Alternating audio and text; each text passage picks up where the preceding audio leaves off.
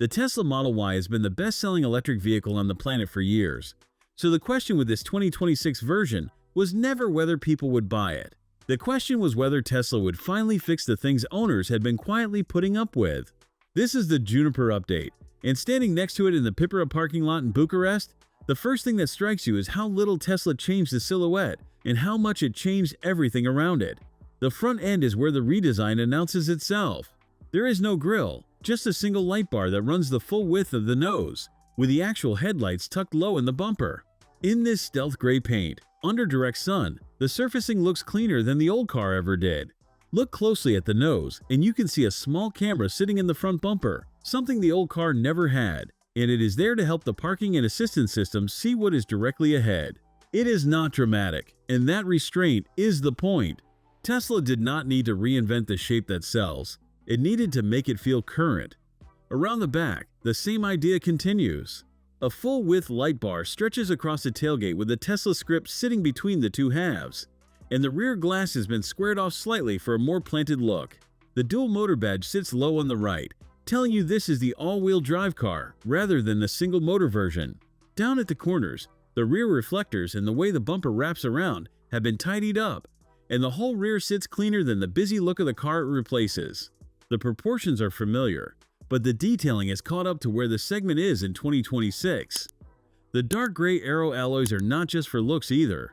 They are one of the small efficiency gains that help the Juniper claw back range, and on a car where range is the headline number, even the wheels are in their place. Open the tailgate and you find the part of the Model Y that has always quietly justified the price.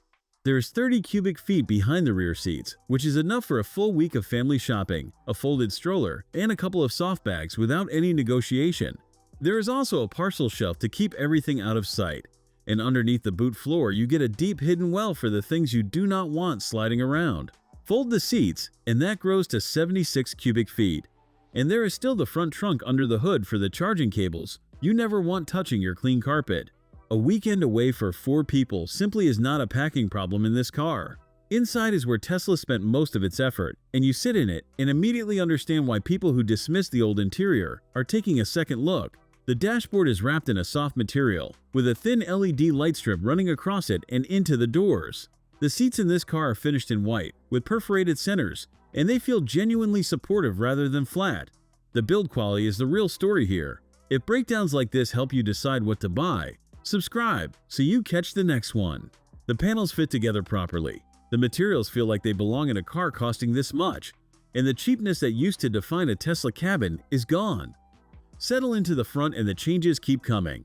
The center console is wider and finished in a soft touch material, with 2 cup holders, a covered storage bin, and a wireless charging pad for 2 phones at once, now framed by a strip of silver trim that the Model 3 does not get. The seats are both heated and ventilated, which on a hot Bucharest afternoon like this one is the kind of feature you notice within the first minute. The center screen has grown to 15.4 inches and runs brighter and faster than before. Almost every control lives inside it, from the mirrors to the air vents, which is the trade Tesla asks you to accept. There are no gauges in front of the driver, and very few physical buttons anywhere. For some people that is liberating, and for others it is a constant low-level frustration, and you should know which kind of person you are before you buy. The screen does respond quickly enough now that the menus rarely get in your way, and the new layout puts the things you actually touch while driving within easier reach than the car it replaces. The back seat is the upgrade returning owners will notice first.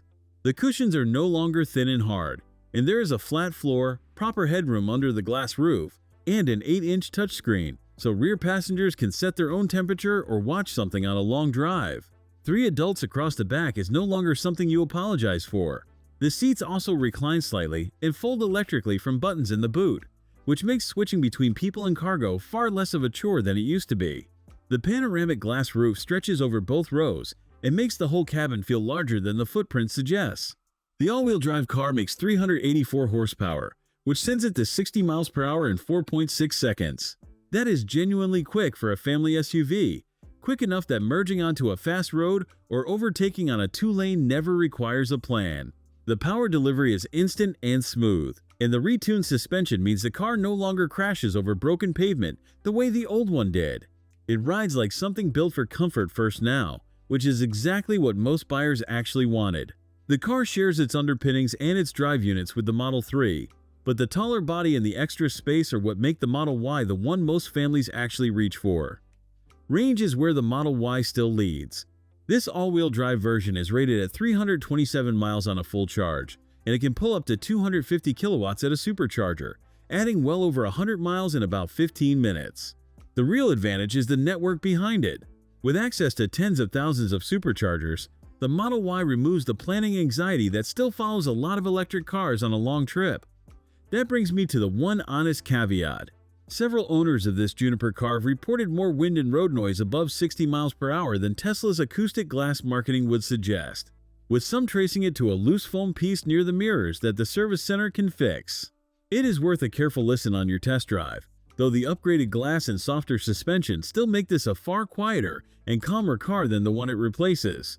What the 2026 Model Y represents is a company that finally went back and addressed the complaints instead of chasing something new.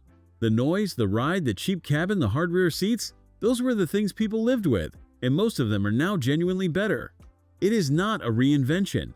It is the version of the most popular electric SUV in the world that should have existed all along, and that is probably more dangerous to its rivals than anything flashier would have been.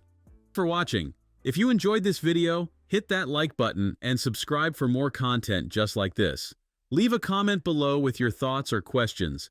I read every single one, and don't forget to click the bell icon to get notified about my next upload. See you in the next video.